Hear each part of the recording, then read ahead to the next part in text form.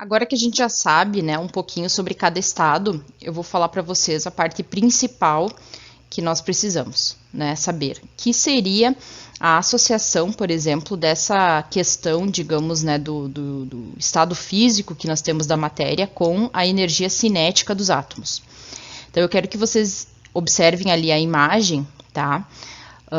Que, por exemplo, quando nós temos o aumento da energia cinética, né, que seria associado ao aumento da temperatura, nós sempre vamos ter, então, aqueles estados onde os átomos, né, ou as partículas, elas estão mais livres. Por quê? Porque, na verdade, o que acontece? Quando eu aumento a energia cinética, eu estou aumentando, obviamente, o movimento das partículas. Então, imaginem que quanto maior é esse movimento das partículas, eu vou precisar de uma força muito grande, né, ou de uma energia muito grande para manter elas próximas. E no caso é por esse motivo justamente que elas se afastam, né, porque eu não consigo manter, né, essa quantidade de energia suficiente para elas ficarem próximas. Então, sempre, né, que eu tiver um aumento de temperatura, eu vou estar passando, por exemplo, um material do estado sólido, aumenta a temperatura, eu vou passar para o líquido. Depois eu forneço um pouco mais de energia ainda, né, para essas moléculas se separarem mais. Eu gero um estado gasoso. Se eu continuar aquecendo ainda mais, a vibração vai ser tão grande que os elétrons eles vão acabar saindo, se desprendendo, digamos assim, do núcleo, justamente porque a força ali de atração do núcleo com o elétron não vai ser suficiente para aguentar toda essa vibração. E aí eu vou obter o plasma. E num extremo foi aquele último estado da matéria, né, que seria então numa temperatura totalmente absurda, onde eu teria inclusive a desintegração do próprio núcleo atômico, né, devido à tamanha vibração, digamos assim, tá? Então a gente precisa sempre associar a questão da temperatura, ou seja, do estado vibracional das minhas moléculas ou dos meus átomos, com essa questão do estado físico. E além da energia cinética, mais alguma coisa vai afetar o estado físico? Sim, que foi como eu comentei com vocês antes, que é a questão da força de atração entre as moléculas. Então, na verdade, uma coisa está relacionada com a outra. Se a gente tem, né, um tipo de substância onde a força de atração entre as moléculas é muito grande, é muito provavelmente que nós tenhamos um estado sólido.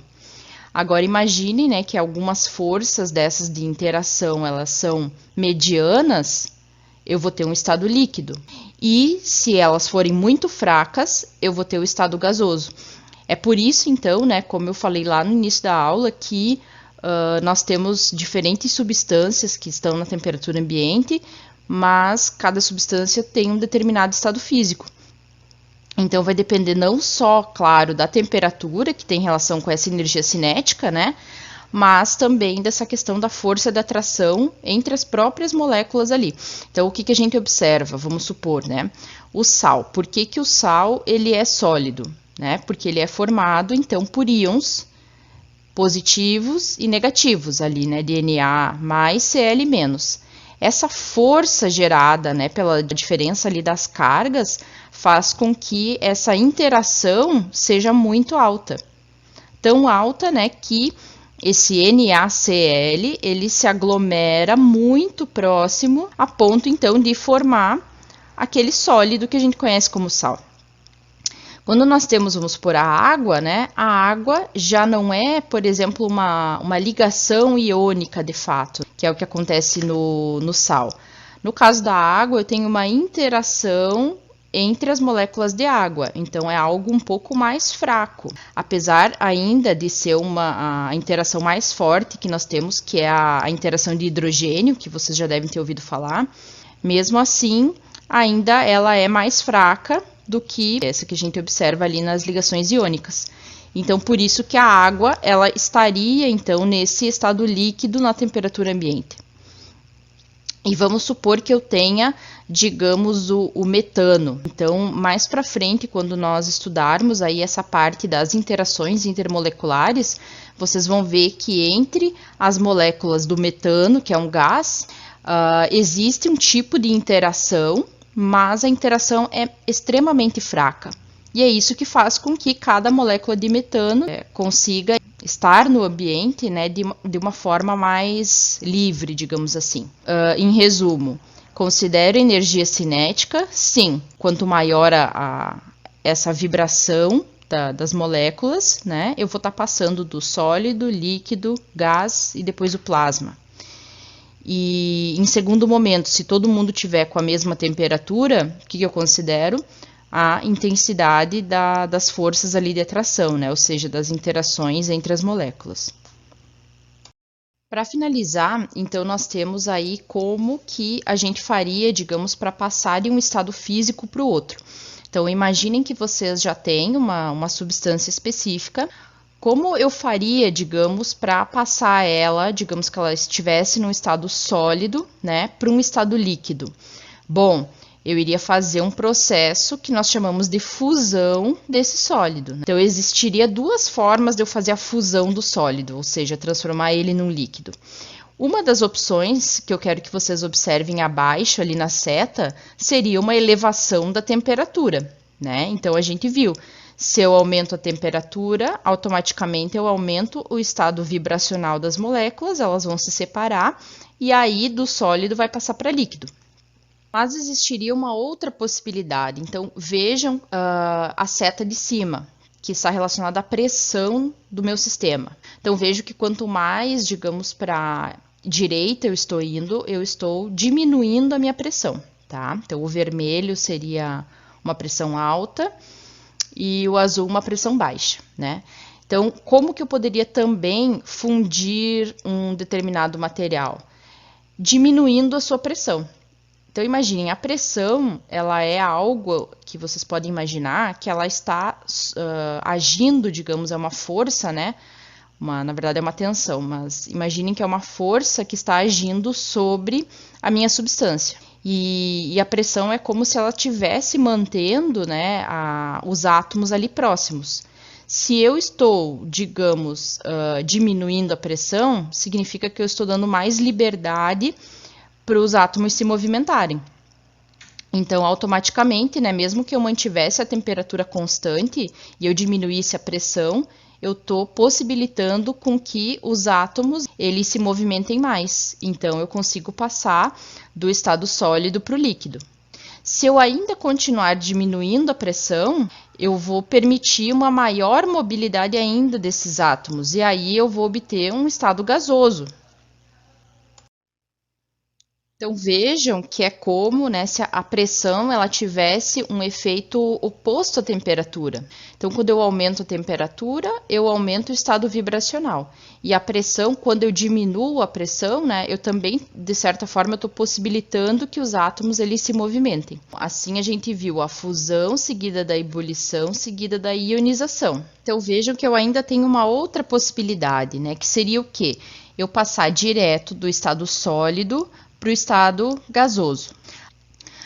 Aonde que a gente utiliza isso? Não sei se vocês já ouviram falar do processo de liofilização, né? É um processo que é utilizado bastante em alimentos. Esse processo, ele é uma forma, digamos assim, da gente manter, né, toda a questão nutricional, de aroma e cor, né, da substância, nesse caso dos alimentos, apesar de estar fazendo uma secagem, ou seja, a remoção da água. Então, no caso da liofilização, o que a gente faz é a sublimação da água que está no alimento. Então, eu congelo, então eu utilizo uma temperatura muito baixa para o sistema, ali para o equipamento, e ao mesmo tempo um vácuo muito alto também. Aí, quando eu faço isso, né, eu acabo possibilitando então que essa água, né, que está no estado sólido, ela passe direto para o estado vapor e aí permite com que eu mantenha todas as características, digamos assim, do meu alimento, né? Então, nesse caso, eu preciso das duas coisas, uma diminuição grande da pressão e também uma diminuição grande da minha temperatura. Bom, aí nós temos também os processos inversos, né? Então, digamos que eu reduzisse a temperatura de um plasma eu teria um estado novamente gasoso, né? Os elétrons eles iam parar de se agitar tanto e o núcleo conseguiria atrair novamente eles, né? E aí eu formo o átomo novamente, né? Normal, como ele já era neutro. Se eu pego, né, esse gás e continuo diminuindo a temperatura, eu tenho o estado líquido. Continuo ainda diminuindo a temperatura, eu tenho o estado sólido, né? Que a gente, inclusive, faz muito isso quando a gente faz gelo. E com relação à pressão, o que que eu faço? Bom, se eu quero sair de um gás para ter um líquido, eu vou aumentar bastante a pressão do meu sistema, né? Então, isso é o que acontece ali nos botijão de gás, por exemplo. Então, nós temos ali, na verdade, uma mistura, né, de gases, que é o propano, o butano, enfim. E aí, o que se faz no botijão é aumentar muito a pressão a ponto desses gases ficarem líquidos. Então, dentro do botijão de gás, eles estão líquidos. E quando a gente libera para o ambiente, eles automaticamente, né, como a pressão diminuiu, eles acabam virando gás novamente. E ainda, pegamos um líquido, né, aumentamos muito a pressão, vamos ter um sólido, né? É claro, porque quando eu aumento a pressão, eu estou sempre restringindo aquela questão vibracional das minhas moléculas, né? Outro ponto importante sobre a passagem, né, de um estado físico para o outro está relacionado com a temperatura, digamos, da passagem, né? Então, o que a gente observa quando nós temos uma substância pura, nesse caso, tá? Para misturas é um pouco diferente. Quando eu tenho uma substância pura e eu estou numa determinada pressão, eu sempre vou ter para cada substância uma certa temperatura de mudança de fase. O que eu quero dizer com isso? Imaginem que eu esteja, né, numa pressão de 1 atmosfera, ou seja, lá no nível do mar. Nós sabemos que para mim fundir ou solidificar, tanto faz, né, a água, isso vai acontecer mais ou menos lá em 0 graus Celsius, certo? Assim como para mim passar do estado líquido para o vapor, que é a ebulição, ou condensar essa água, né, que é do gasoso para o líquido, essa passagem ela vai acontecer em 100 graus Celsius. Aquela pressão específica, eu tenho uma temperatura específica para essa substância, né, para mudança de fase. Quando eu mudo a pressão, né, eu vou mudar essa temperatura também de mudança de fase. Então, a gente sabe, por exemplo, que a água, né, é mais fácil falar da água, que a água, quando a gente está numa altitude maior do que o nível do mar, como nós temos uma redução da pressão, ela vai, no caso, entrar em ebulição numa temperatura menor. Então, eu não preciso fornecer, né, tanta energia para a água entrar em ebulição, porque eu reduzi a pressão devido à altitude. Então, a gente sabe que quando a gente está acima do nível do mar, ela não vai mais entrar em ebulição a 100 graus Celsius, né, mas assim, 98, né, por aí.